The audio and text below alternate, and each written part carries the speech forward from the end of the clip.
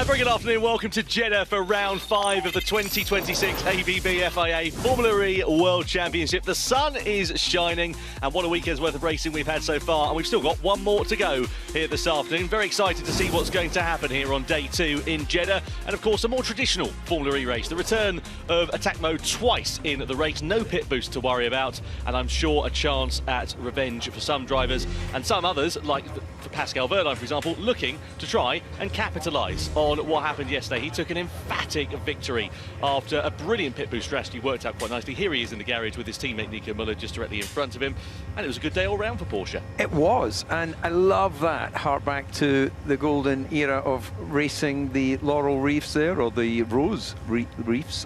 Difficult for me to say actually with my Scottish tongue, but I think that's lovely. They've got them hanging in the garage. It shows actually what that means, doesn't it? It's a sort of historical thing to have the wreath around your neck. And it's great. It's why we're all here, right? They're there to try and win and try and do their very best, and they're showing what they achieved yesterday. Yeah, it's great stuff. And Taylor Barnard there making his way into the garage. He's taking a slightly more relaxed approach to getting ready for the session. He was very relaxed on the grid as well yesterday. I was quite surprised for a young man. It's interesting how the race sort of worked out for them, because I remember at the start of it we were talking about how high up they were for the vast majority, and then right towards the end the strategy just didn't work out. For what do you think that was down to, James, when you're looking at it? I think that there was a little bit of thermal limitation for some of the guys who pushed too hard at the beginning. The surprise for me is Pascal was able to push the entire race and pull out such an advantage. So yeah, I think the DS Penske struggled a little bit with that. Maybe they went too hard in the beginning to get themselves to the front. But yeah, they seem to struggle late on in the race. It seems to me like a bit of a risky strategy if we're looking at it. I mean, they went for an early attack mode prior to the pit boost, and then we saw them alternating strategies between themselves and between Günther and Taylor Barnard, and it just, like you say, it didn't work out. It left them vulnerable at the end of the race when others were able to capitalise. If you look at the likes of Nick Cassidy, for example, he came right through with a completely different strategy approach. Yeah, it did, but it was the first pit boost race of the season. A lot of things learned. I'm sure you learn much faster, as you know, DC, when you do something wrong than when you do it right. So yeah, I think they probably learned from that. Why would I know more about learning from things wrong than right? Are you saying I made a lot of mistakes in life or in my career? I'm saying you've learned a lot. I've learned a lot, yeah. Yeah, no, you're absolutely right. And that actually, for anyone who's tuning in for the first time, this is, I think, a core element of sports people. It doesn't just have to be whether you're a Formula E driver, but you're never looking for the praise for the things well done. You're looking for where it may have gone wrong, or it did actually go wrong, because that's your greatest source of potential. You plug those gaps, then your future success is built on it. So we are openly critical, positively critical of our own performances, of the team performances, and a debrief actually, for anyone who's never been part of it before, you said in there, you know, even though we had the result there with Wehrlein winning yesterday, they would have sat in the debrief going, right, why on lap 3 did you not do this? Why did you make that mistake here? And instead of him going, you know, why are you criticising me? I won the race. He goes, yeah, you're right. Why did I do that? It's wonderful, isn't it? It is. It's great. And it's nice when everyone is able to have that sort of self-reflecting atmosphere inside the team and take the positives away from the negatives. That's the big one here. Always the mark of a great racing driver, being able to look and analyse your mistakes, work out what went wrong and how you can better your own performance.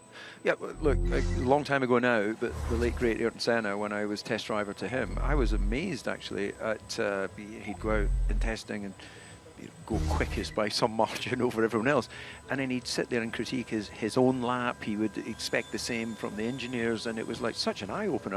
I was like, you're quickest by quite a margin, why would you critique that? But he just was never satisfied, and I guess that's the mark of a champion. Yeah, Mitch Evans, second successive podium here yesterday after that win in Miami as well. Really impressive result from him. Jaguar also backing that up with another top 5 result for Antonio Felix da Costa.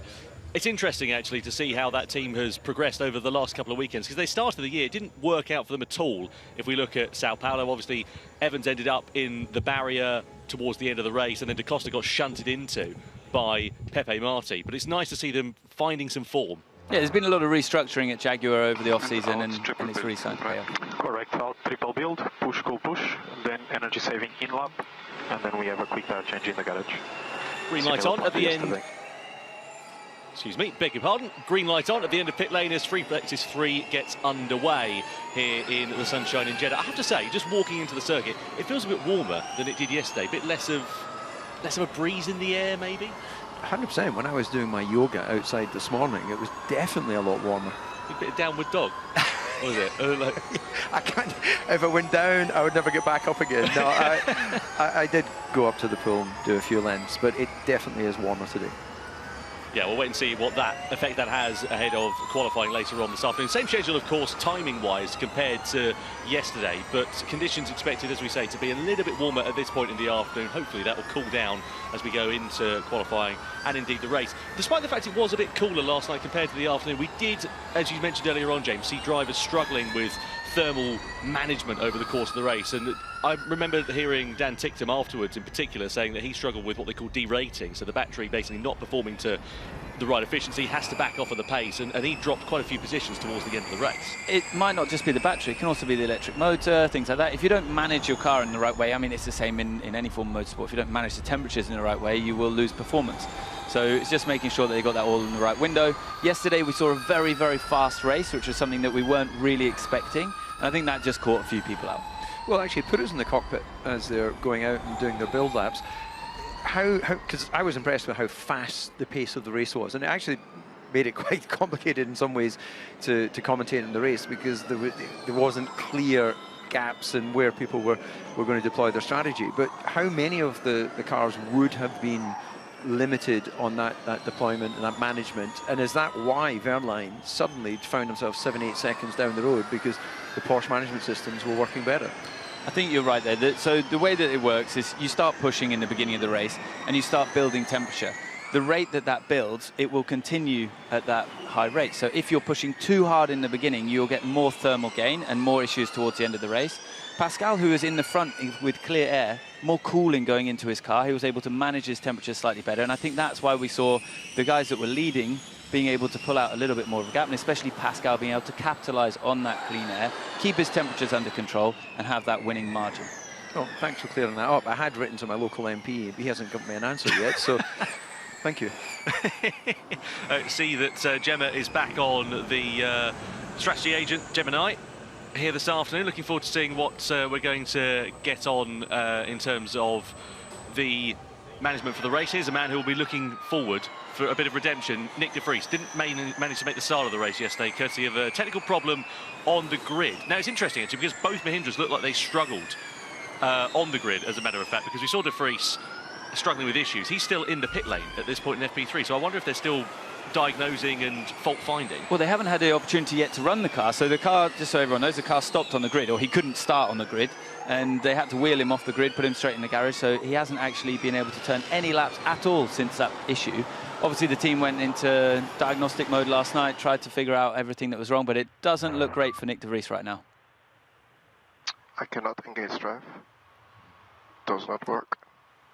Same problem as yesterday. Exactly the same issue. Exactly the same issue that de Vries reported on the grid is coming back to haunt him here on Saturday afternoon. Which is, it's got to be confusing for the team, because they would have gone through a process last night where they felt that they had rectified that particular issue, and then it's come back again. It's electronic gremlins. Talking of which, did we actually get any insight on Mortara's issue at the start? It definitely looked like a two-wheel start rather than a four-wheel engagement, or all-wheel. Well, it's interesting, isn't it? Because Mahindra are quite coy about it, naturally. They're going to be a little bit cautious talking to people like us about exactly what's going on. But it seemed to me like some kind of software-related problem that both of the drivers were struggling with on the grid. Well, so my understanding, having had a chat with them, is that actually the problem with Nick's car and the delayed start caused Edo to go out of the start mode procedure and then to re-engage the start mode procedure. And this is not something that you do in practice. And my understanding is that this process didn't work exactly as planned, and that they needed to really look into their systems, their software, and what happens if we have a delayed start. It's not something that everyone practices. I'm glad we've got a man on the inside like yourself, James, rather than us shoving microphones into the face. You can see visibly people closing up at some point. Thankfully, you just go down there, have a little chinwag, and we get the answer we need. Yeah, but I get it. I get it that nobody wants to be giving away too much intel, but actually, from a communication point of view, the teams that are just own the moment, own the mistake, they also then can own the glory when it works for them. It's honesty is the best policy, kids. Remarkably good recovery, regardless, from Edo Mortara. I mean, he dropped about 5 positions on the opening lap, didn't he, after that completely botched start away from the lights, and he did well actually to finish in second place. He was on the team radio saying, oh, that win always seems to elude us, but I think if you look at where he'd started, if you'd asked him that question of, are you happy with where you were at the beginning of the race compared to where he is at the end of it, you can't be disappointed, surely. For me, we saw something in Edo Mortara that showed me crystal clear that they can win multiple races this year when they get it right. Both he and the team remained calm when everything went wrong. They had one car out before the start of the race. Edo had the problem, dropped back into the field, had some light contact with other cars, calmed himself down, got himself back into a great position after the pit stop, and then went and chased down Pascal Wehrlein. He closed from an 8-second gap down to 2.6 seconds at the checkered flag. Now that showed me that if he hadn't had the issue, he was definitely in for a shot of the win. It shows me that today he's definitely got a very good chance of fighting for victory again. And the team is doing a great job. Yeah, they've done a lot of restructuring in that team over the last couple of years. If you look back to season 9, the only real outlier that year was when De Grassi took pole in Mexico and subsequently a podium as well. After that, it all fell apart like a cheap watch, didn't it? It just didn't go their way at all. They had issues with software. They had to pull out of the weekend. All of the Mahindra cars, for that matter, including the Apps Mahindras at that time as well. So 4 cars not sent to the grid in Cape Town in South Africa. And they've done, as I said, a lot of restructuring and then subsequently finding consistency within the team. They were one of the very few outfits to not change anything over the winter, aside from updating their software. All the key personnel stayed the same. It's so important. Consistency in a team is really, really important. When you're building on momentum as well, if you lose key people, it's a disaster. So keeping everyone there, keeping Edo, watching a lap on board with him now, he's flying. And yesterday he could put the car exactly where he needed to. He looked like a man with so much confidence, and when he braked late, turned into these tight chicanes, it just did what he wanted it to do. Yeah, the car looks nice and compliant, doesn't it, over these curbs at the moment through the final corner. Across the timing line here for Edo Mortara. He's on a personal best lap. He's going to go up to second fastest, just 6,000ths away from Dan Ticktum, who got his first recorded finish in Formula E. He actually moves himself off the bottom of the pile in the Drivers' Championship. I have to say, I'm loving Cupra Kiro's social media because they are fully happy to roast themselves. They put a graphic out as if Dan had won the race on Instagram yesterday, and it's just brilliant. They seem to have a real good sense of humour. It's important. Yeah, I think in motorsport, you know, the most successful teams and drivers lose more than they win. So if you don't have a sense of humour in this business, then it is going to be a long, painful journey. Clearly, if you're a boxer, that's a horrible statistic to have if you're losing.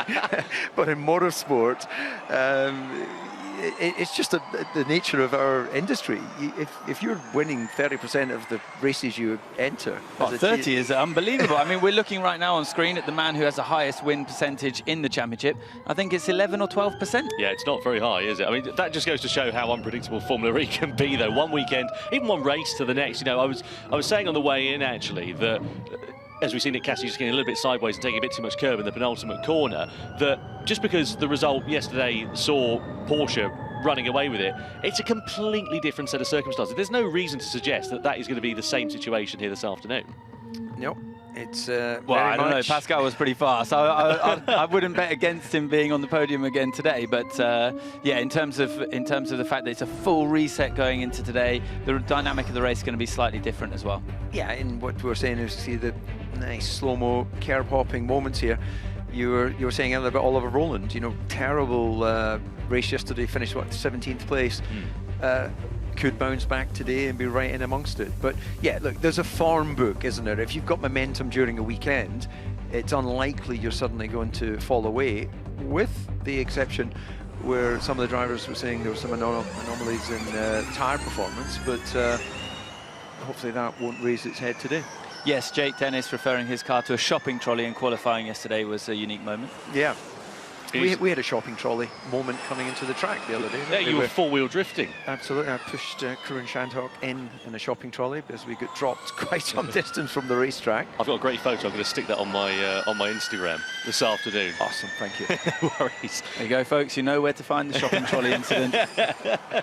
Mitch Evans currently third quickest. 30 minutes left of this free practice 3 session. Jake Dennis fastest from his compatriot Dan Tickton. Mahindra of Mortara up there. Still no sign of Nick de Vries out in this session, by the way. That technical gremlin continuing to plague the Dutchman here this afternoon. Evans over the curb, through the penultimate chicane and into the pit lane at the end of this lap then. The interesting thing for me is the two that were fastest in free practice yesterday at the same time of day are first and second currently at this moment, and they both struggled in the qualifying session. So maybe their cars are working really well in the higher temperatures that we're seeing right now, and as the sun sets later on in the day, they're struggling a little bit more. I was about to ask, actually, in terms of track evolution from where we were yesterday to where we are today, are we expecting the circuit to be significantly quicker? It looks a couple of tenths quicker with the pace that they're doing right now in their 300 kilowatt laps. Similar, it's not much, it's a couple of tenths, but the big thing is the sun. You know, the temperature here, we're primarily quite close to the desert. So yeah, it's rather warm, isn't it, DC? It is indeed. Yeah, looking here at Oliver Rowland as he makes his way through the first sector of the lap. You can see he's just sort of on a build lap at the moment, beginning to find his feet in this session. We are right on board with the quickest man currently at this point in FP3, Jake Dennis. Quickest in the first sector. Second sector loses a little bit of time coming down into turn 13. The scene of a bit of drama in the race here yesterday.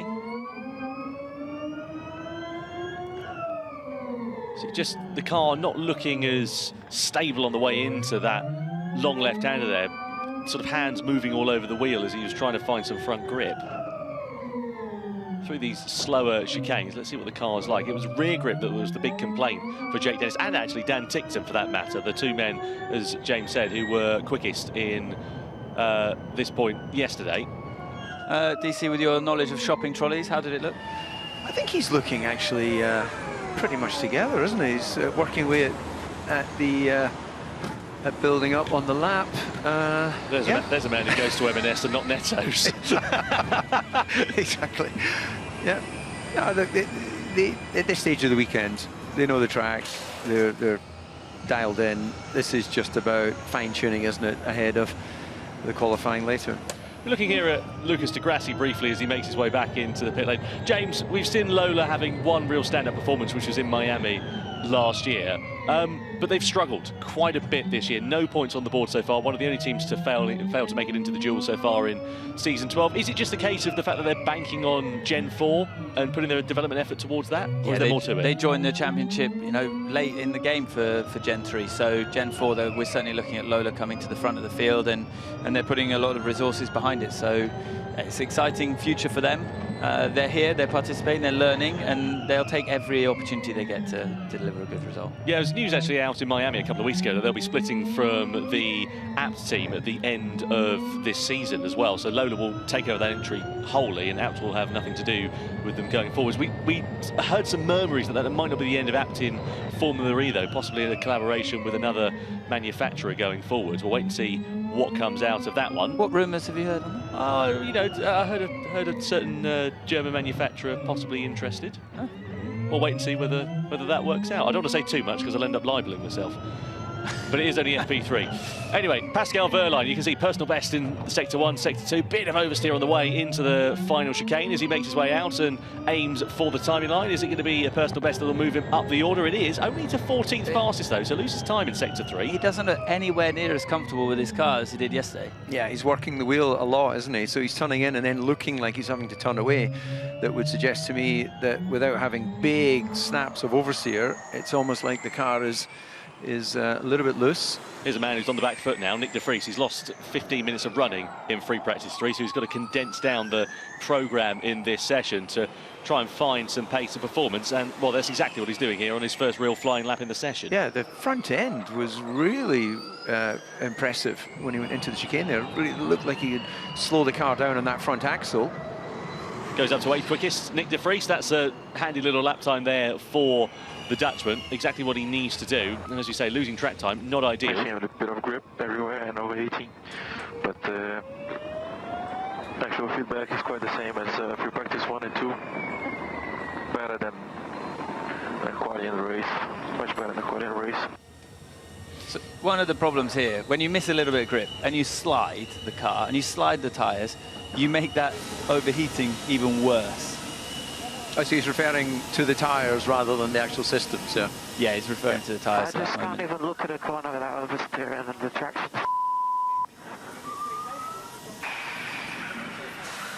Well, glad we got the beat machine on that one there for Oliver Rowland. So not happy with the balance of his car, bit of oversteer. I must say a big apology, by the way, to Lowly Yamaha Up. They have actually got 1 point this season, courtesy of Zane Maloney in Sao Paulo. Let's have a look at Oliver Rowland, though. A lot of work going on in that garage at the moment here.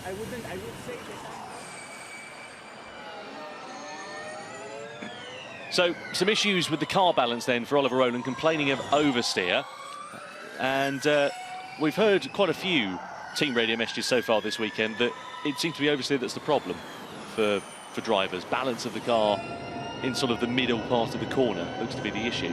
Yeah, the problem with that is that once you lose the rear on the way into the corner or in the middle of the corner, you can forget any idea of having good traction, because you slide the rear axle of the car, you overheat the tyres, and then when you try to put that combined grip, when you're accelerating and loading the car in the corner on the exits, you just get wheel spin, and then you make the problem twice as bad as it was on the way in. It looks like it looks like turn 4, turn 13 would be the worst corners for that, where you've got long entry.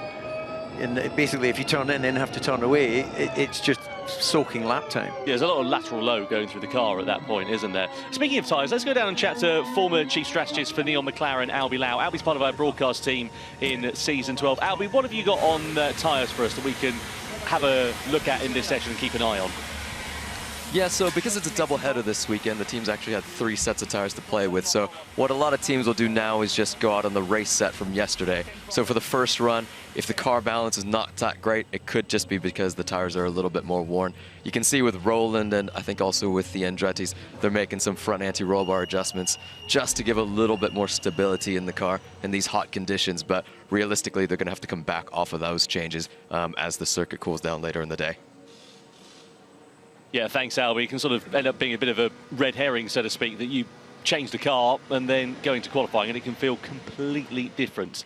We'll wait and see what works out there and keep an eye on any changes that are being made for the teams and the drivers over the remainder of this session. Quite a few drivers now in the pit lane with just over 20 minutes to go. As we look inside the boxes, there is Mark Preston, team principal for the Lola Yamaha Apt outfit. Just looking here at the Envision, this is Sebastian Buemi, 17th at the moment, but he's on a full attack mode lap, the first driver to go on for one in this session. And let's see what the time relative to the 300 kilowatt laps that we've seen for the first near enough 20 minutes of FP3 so far. Quickest time at the moment, 1:17.283. He doesn't look so confident in the rear of his car. If you watch his hands, the way he's turning into the corner, he's very tentatively turning in on the initial one, and then he pauses for a second and sort of waits for the rear of his car to almost over-rotate, so it doesn't look like he has a lot of confidence on the entries. Let's have a look into the bus stop. That's always a good idea of where the car is at in terms of balance and how many bites of the cherries. You can see, yeah, just rear instability on the way in. The car just looking nervous under braking. Bit late getting on the power there as well, coming off that chicane, or maybe a little bit of a sound delay, but you would expect as you sort of bounce off and land on the second curb, you'd be opening the throttle. Yeah, you can just see the hands working away on the steering wheel as he's coming into the entry of the corner. And again, just perhaps not quite as confident as he wants to be in that car. It's easily going to be the fastest lap time we'll have seen in this session, but I don't think it'll be the quickest one by the end of it, certainly. Let's have a look and see what Buemi can do then. Through the final sector, out of the final corner and across the line. Buemi's going to go to the top of the pile, but what's the margin to Jake Dennis? It's 1.2 seconds, so 1:16.064. If you compare that to where we were this time yesterday, 15.7 in free practice yesterday. Yeah, it's about half a second away. In the qualifying, we saw a 15.3. I think, was it not? 15.2 was the quickest? Yeah.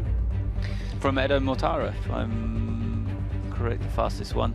Yes, Pascal's pole lap was slower. Oh, sorry, Pascal's lap was slower. Yeah, I think it was Mortara's the quickest in semi-finals, if memory serves me. It was a 15.2, I think, or something like that. Verline on a hot one, though. He's now on an attack mode lap at the end of this. He's going to get caught up behind the Lola Yamaha Apt of Lucas Di Grassi. Not the first time we've seen Di Grassi in somebody's way this weekend. Does Verline lose a bit of time as a result of that? He does. Doesn't go fastest in the final sector, but does go quickest overall. Better than Buemi's time by a couple of tenths of a second. So the reason for the difference in the lap time is that when they're activating their full power mode, they have four-wheel drive, so they have no issue on traction almost whatsoever. You get amazing grip on the corner exits. However, on the way into the corner, you still have to manage the same balance issues that you would have in the 300 kilowatt power mode. Yeah, absolutely. Well, we can see that the two Jaguars are lining 5th and 6th at the moment. Good points all for them yesterday. Evans on the podium. Da Costa also inside the top 5. Looks like they've found their feet after a tricky first couple of races to the season for Jaguar. Let's go down and catch up with their team principal, Ian James. He is talking with Alexa. Thank you, Tom. Yeah, I am down here with Ian. And Ian, we're very used to saying Dak is back, but I sort of feel like it's almost Jag is back. After a tough start to the season, you guys are scoring really good points, and you seem like you found your momentum again. Yeah, I think we say all along this is about consistency in the championship at the moment, especially at the sharp end of Gen 3, where everybody's got their act together. To that end, it was disappointing how we started the season, but we knew the potential was there, and everybody sort of kept their head in the game. And it's great to see both Mitch and Antonio now scoring some important points. Well, it's also worth talking about Mitch Evans in qualifying, that he just keeps missing out on those duels, and yet in the races he knows how to make that comeback. But I suppose fixing perhaps that qualifying performance for him would particularly help going forward in the season. Yeah, it'd be lovely to see actually what we can do if we qualified a bit further up. He was so unlucky yesterday. That Taylor Barnard just pipped him by that 1,000th of a second. So I think a lot of the focus overnight is being about how we can sort of address that for today and hopefully put both cars in a good position to get through to the duels. If we can do that and fight from there, it'll be fascinating to see what we can do in the race. And finally, how many learnings can you take from yesterday's race into today, and how different actually is it? We're racing in the evening at the same time of day, so we know what the track conditions are going to be like. Obviously a different race profile in the fact that we haven't got pit boost, so that's going to mix things up a little bit. But no, plenty of data to analyse over the night. It's kept all the engineers here super busy. But yeah, looking forward to seeing what we can do. Good luck, Ian. Thank you. Thank you. Yeah, thanks to Ian, thanks to Alexa there down in pit lane. Yeah, no surprise at all to see that Jag happy with the rate of progression as Mortara goes to the top of the order, 1:15.5. So that's quicker than we were this time yesterday. A couple of tenths quicker, than we were yesterday. That's a very competitive time for the track temperatures that we've got right now. That's a superb lap from Edo Mortara. I mean, continuing on the great form that saw him capture pole position yesterday. Sounds like you're backing him for top spot today? Well, I backed him yesterday, but your pick beat him. So, yeah, I'm going to stick with Edo Mortara for today. I think he and Mahindra have been knocking on the door of the victory for a while, and it'd be great to see them capture it today. Certainly would. Oliver Odom looking a little bit more like his old self as well. Goes up to second fastest. Needs a strong result. 2 races in succession without a point score for Oliver Odom. It's unheard of for a reigning world champion. Is it possible that in attack mode, then Roland finds a kind of balance and he uses his knowledge and experience, but when he's in the 300 mode, that's when he's a bit out of sorts? So can it make, you know, what I'm basically saying is, can it take an average car performance and then suddenly make it acceptable just because you have the attack mode? It can, yes. So when you're in the attack mode, you also have more capacity for the systems. You allow more traction control and some of the tuning items, let's say, from the software side to help you maximize that potential.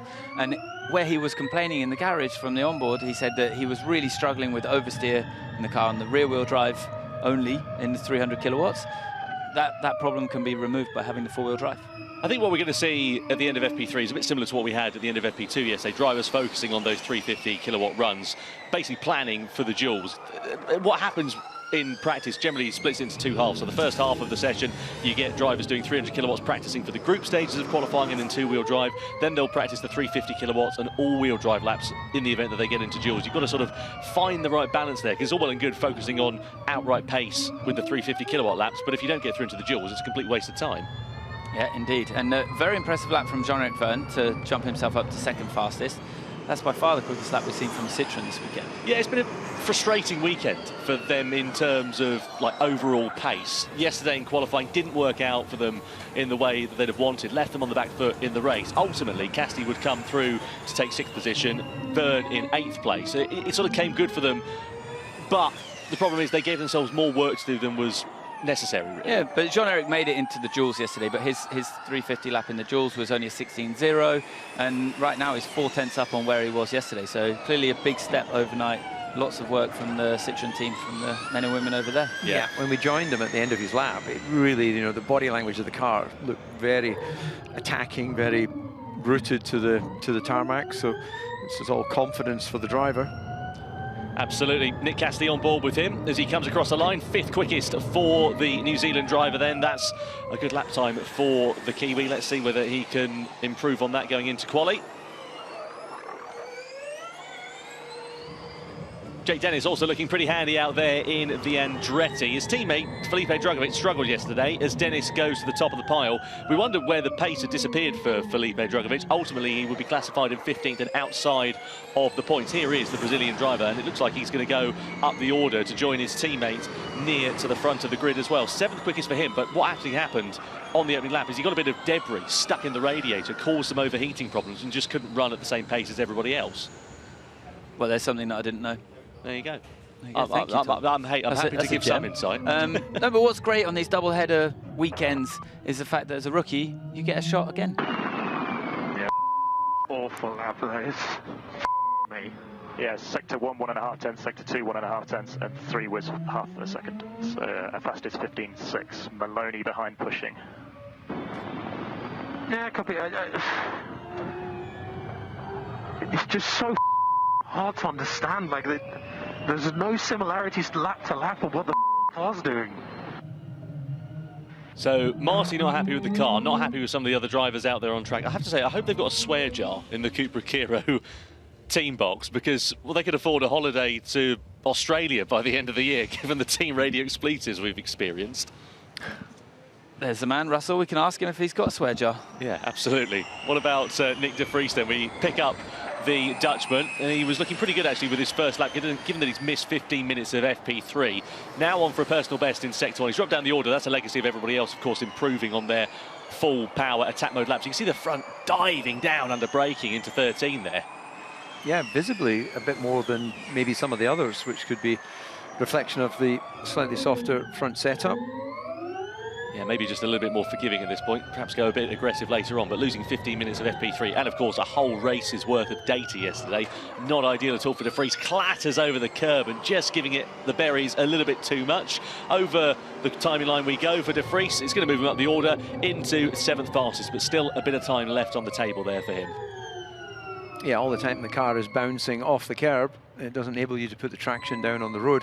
It looked to me as if he had a shallower line into that final chicane as well. Some of the other cars use more of that painted surface off the racetrack before turning in, but he went quite early into the corner. So as we get the super slow-mo here, let's see how the car reacts off the curb. So this is through the bus stop chicane. You can see it was just a fraction wide, half a tyre width or so on the way in, but it was a scruffy end to the lap. Yeah, just a little bit too much curb. Bottomed out in the middle of the corner. Does it actually hit the plank on the bottom of the listen. It looks like you're right. He goes in very early, and he makes that middle part of the chicane so tight because of the early entry into the first part. So, well spotted, DC. Yeah. I'll go and have a word with him afterwards, give him some driver pointers.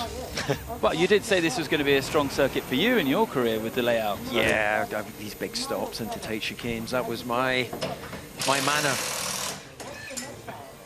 Oliver Rowland not looking too pleased with the balance of his car either. I mean, he's all elbows and angles inside that cockpit, explaining to his race engineer about the balance of the car and what he's unhappy with. 6th fastest for Rowland currently, about 0.4 of a second away. Doesn't sound like a massive goal, but in Formula E terms, that's quite significant. Normally, the field spread, what we saw yesterday, drivers separated all 20 of them by just over a second at the end of FP2. Yeah, it's always super, super tight in Formula E. Looking here at Pepe Marti being wheeled back into the garage. So this is exactly what we saw yesterday in FP2, where the drivers basically went out for one final blast at the end of the session and lit up the timing screens with their qualifying simulations for the dual practice. Someone who's defying that rule at the moment is this man here, Dan Ticktum. Frustrated yesterday after finishing outside the points after running so well for the vast majority of the race. But, yeah, looking pretty good here in FP3. We saw him, of course, leading the standings after FP2 24 hours ago.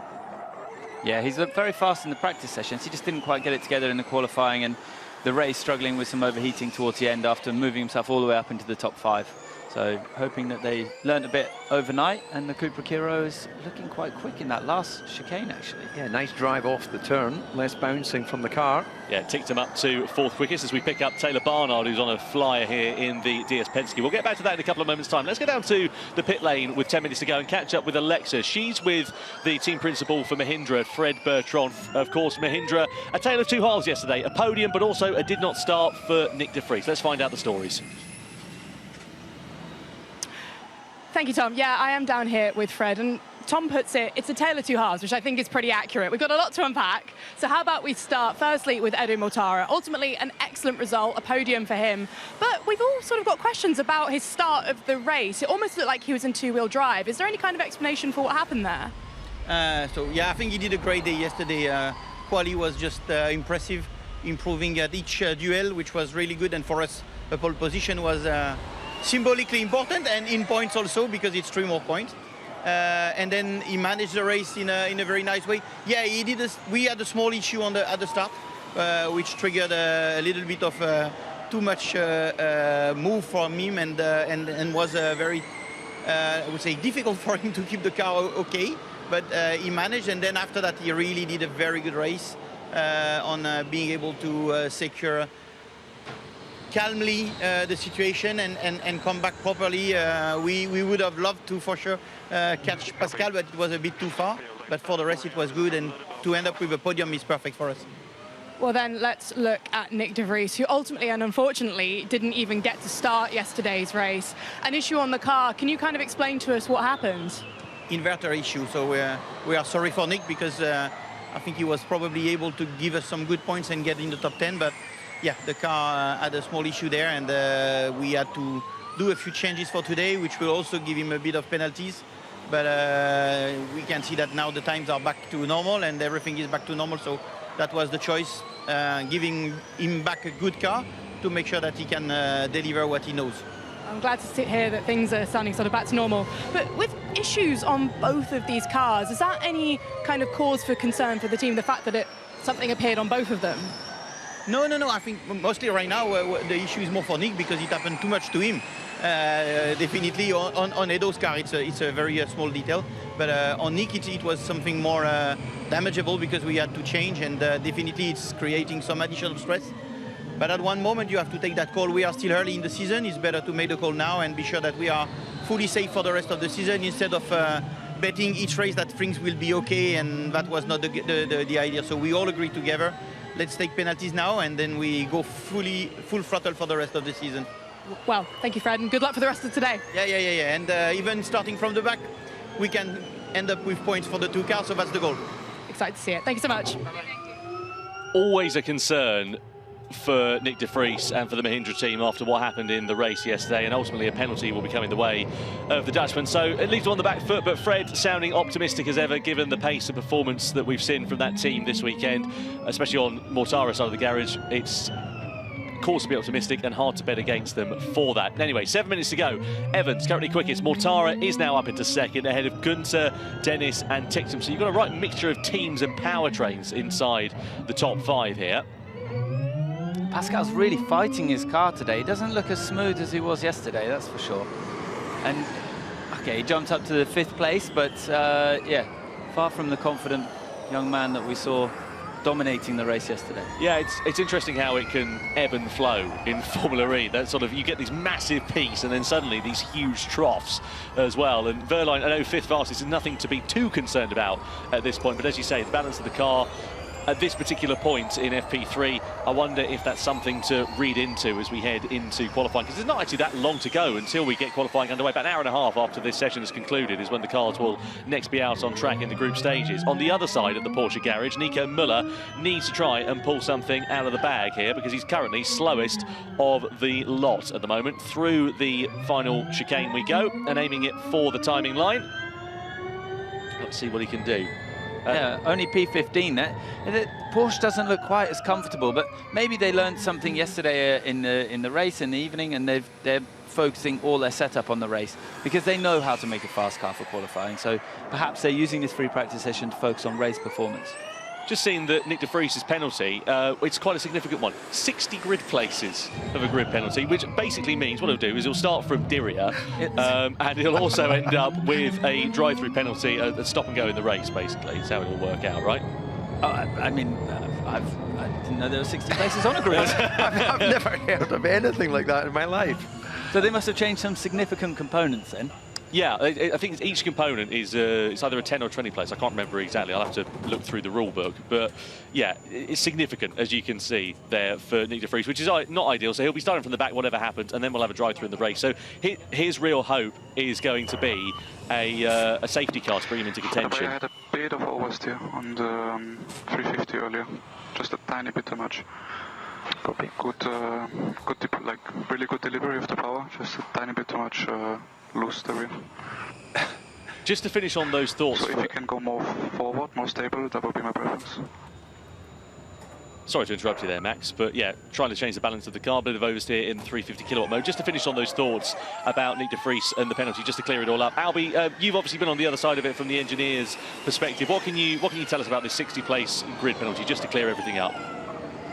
Yeah, so on Nick's car, so they've changed actually one inverter and actually 2 motor units. So it's 20 grid positions for each component, so it adds up to 60.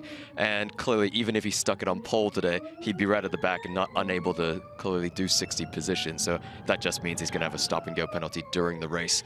And realistically, for the team, they'll have a race from the back strategy, which is just save as much energy as you can, don't get lapped, and hope for a safety car. Does anyone else think that penalties like that are just ridiculous? I understand it's to enforce reliability and it's the same for everyone, but come on, how do you explain that to anyone sensibly? Why don't you tell us how you really feel, DC? Just looking here at Oliver Rowland, another driver who's not been happy with the balance of the car. This is him just coming out of the pit lane here. And now on a flying lap. So where is he? Oh, that's not where you want to be going, though. Over the curb with a dab full of Oppo. I'll say armful of Oppo, really, going through turns 5 and 6. And, well, for Oliver Rowland in the Nissan, he is currently just on the fringes of the top 10. So hasn't made an improvement from when we were talking about him earlier on. And he's certainly not going to be doing that on this lap either. Well, we got the top 5 cars covered by less than 1/10 of a second. And if you're having a moment like that, you'll easily lose half a second. So, yeah. He found the limit. And I think it's quite clear that the limit would see the car go into an oversteer moment. So started out as a four-wheel drift, and as he realized that it wasn't going to be able to stay online, he'll lift out of the power, and then the car then picks up front grip and then slides the rear, as we're about to see demonstrated here in beautiful slow motion. So there's the drift, and there's the lift, and there's the, oh, yeah, I don't want to go across the curb.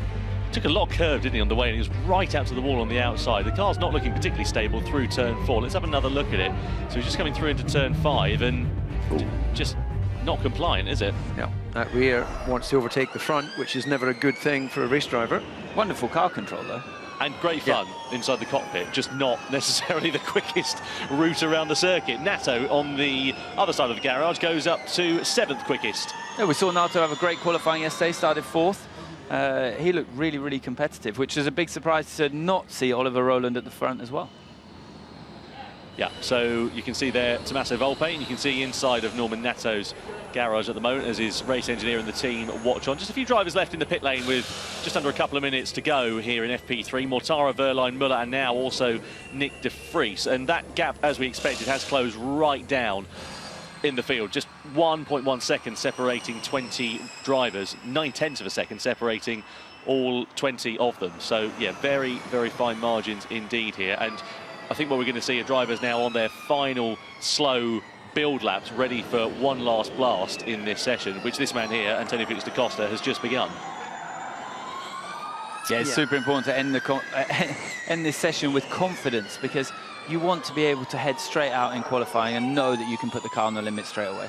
Da Costa only 17th quickest in the sister of the Jaguars. His teammate Mitch Evans currently up in second place. Da Costa goes personal best though in sector 1, 10th of a second away, so not too bad. Not quickest overall, but as we said, his personal quickest here in FP3 as he makes his way through the bus stop chicane. This will be a good indicator of how compliant the car is. Not taking too much curb there in the first part of it, which is nice. Yeah, it's a tidy lap though.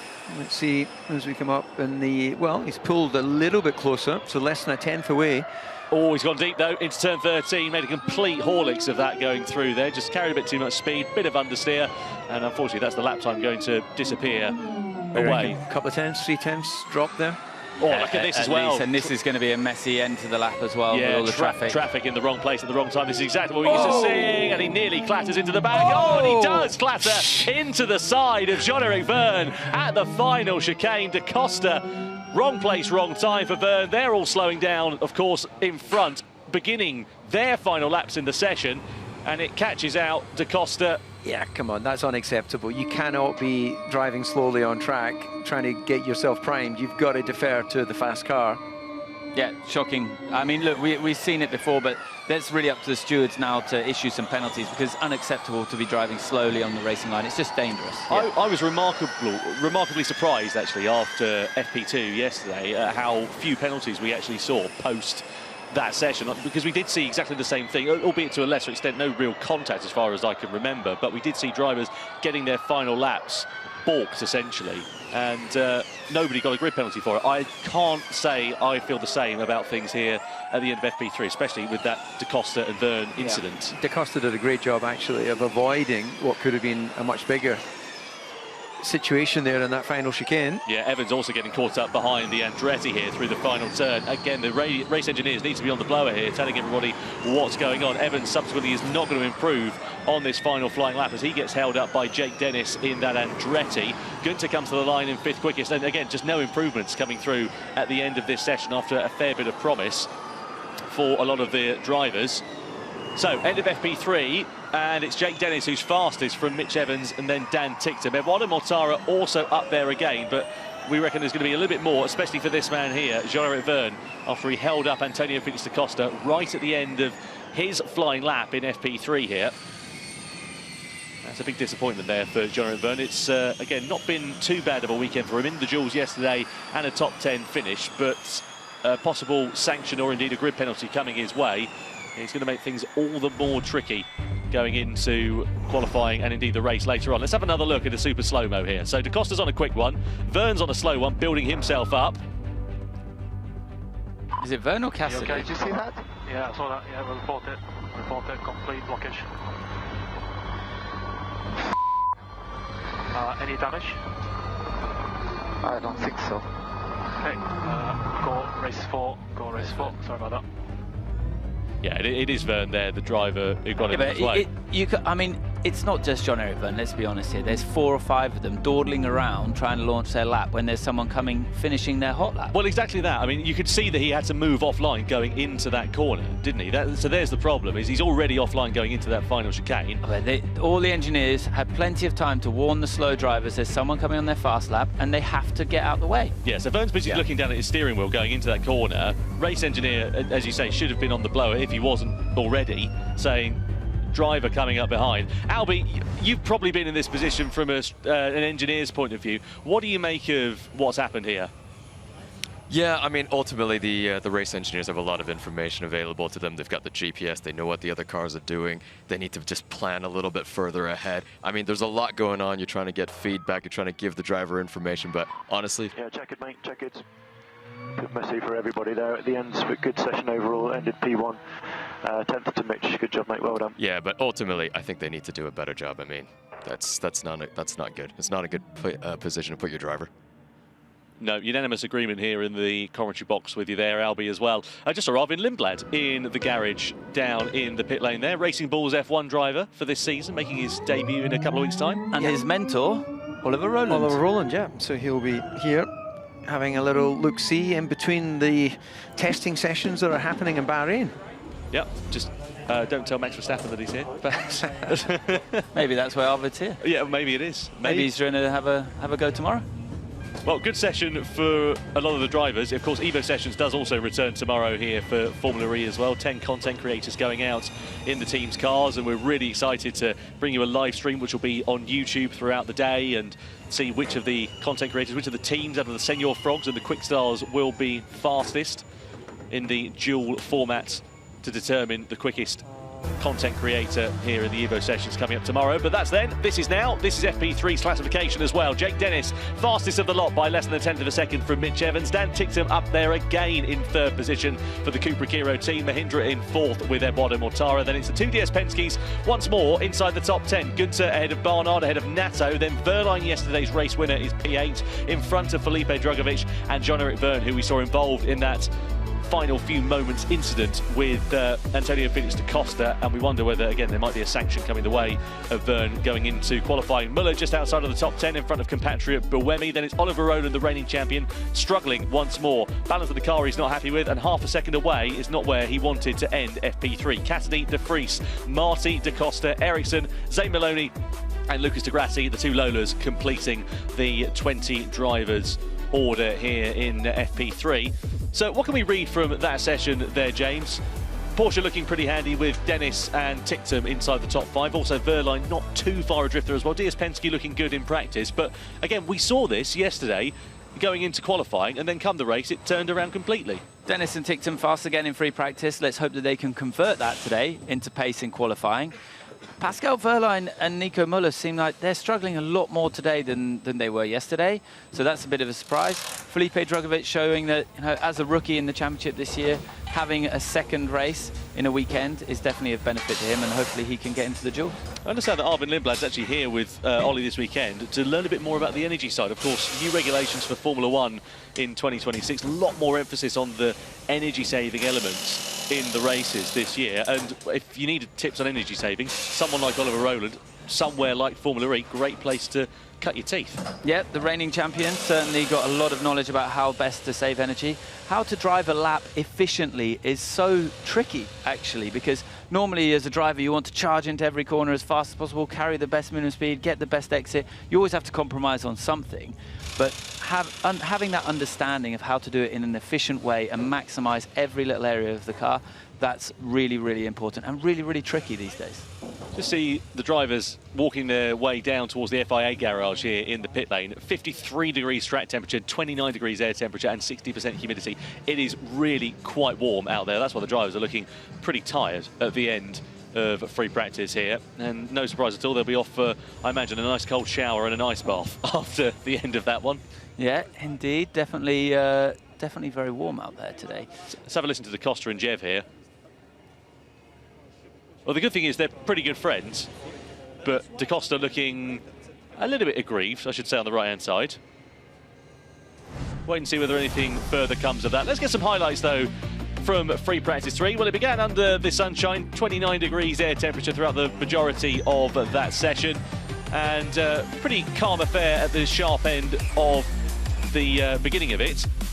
We did also see Nick de Vries finally getting out after the problems he had in the race yesterday. Failed to take us to the start after some issues with the car. They've changed quite a few components on it. The upshot is he's got a 60-place grid penalty, which will be converted to a 10-second stop and go in the race this afternoon. He was able to get some running in that session, eventually concluding it in 15th. Nick Cassidy was throwing his Citroën around the circuit, and likewise we saw Pascal Verline not looking quite as comfortable as he was in qualifying in the race yesterday. I wonder if that's a legacy of the warmer track and air conditions here in free practice 3. Of course, it's afternoon. Lucas de Grassi got it a bit wrong into turn 13 with a big armful of oversteer. The two lowly Yamaha machines ending the session right down the bottom of the timing order. Jake Dennis, meanwhile, was on good form, and likewise the other Mahindra, this man's teammate of Eduardo Mortara, who was again inside the top 5. This is Nick de Vries as he was clattering over the curves and bottoming out at the final chicane. Eventually managed to, as you say, get some good running in that session, which he really needed after losing time on track in the race yesterday. They're sort of ending their way on the back foot. Oliver Rowland also struggling with oversteer. We heard him on the team radio, we saw him in the garage, and then we saw him out on track. This was a big moment, though, at the end of the session. Da Costa on a flying lap, clattering into the side of Jean-Eric Verne, who was building up for his final flying lap at the session. But the upshot is Jake Dennis in the Andretti Porsche was quickest by just less than a tenth of a second from Mitch Evans here in Jeddah. What do you think we can read from this going into quali, James? I mean, we saw how different it proved to be yesterday in qualifying compared to practice. And do you think that's going to be the same here today? I think we have no idea who's going to be able to maximise their potential in 300 kilowatts and make it into the duels. Super, super exciting for us going into the next session. I think it's everyone's game, but I think the Edo Mortara and the Mahindra are the ones to watch. Well, we'll wait and see how it all works out. Qualifying gets underway in about an hour and 20 minutes time here in Jeddah. We look forward to bringing you coverage of round 5 to see who will line up in the fight for pole position.